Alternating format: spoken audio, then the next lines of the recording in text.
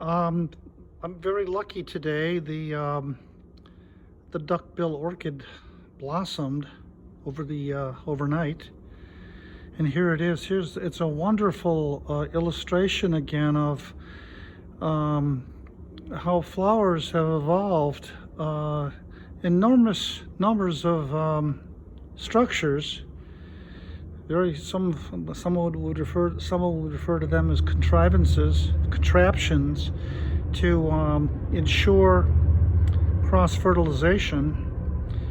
And in the process of the cross-fertilization, you increase variety, and the variety then is exposed to different environments or different pollinators, and different pollinators can affect the way the flower looks. This flower here has a odor, must be pollinated by flies, has a rotten meat odor. And when the insect or fly alights on the bill of the flower here, that's why it's called the duckbill. It is catapulted up into the polymia, which I can't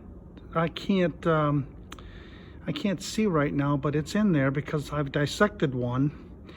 And the insect is catapulted into the polymia, and it picks up the polymia on its back or head, and then it will fly to another plant. And because of the odor and the look of the flower, most flowers that have a rotten meat odor are purple or red, like rotten meat, basically.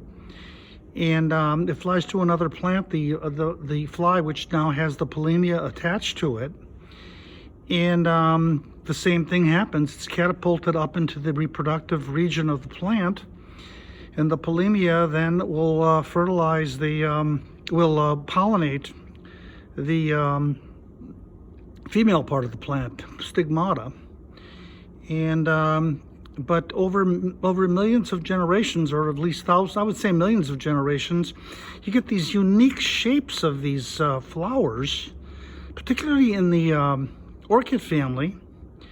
And I believe that some of the variety in the orchid flower, there's 25,000 different types of orchid plants with all these bizarre and extraordinarily intricate flowers. And the reason for that, I think, is they have very specific pollinators. They provide the pollinators with enormous variation over time, and depending upon the microclimate, the flower can evolve these unique shapes, as illustrated by this one. But there's many more around here. There's several right behind me here, over here. You can see them in the distance. But this one's particularly unique. It's a gorgeous flower. Hopefully my colleague here, Brandon, will return and we'll do a Darwin talk on this flower.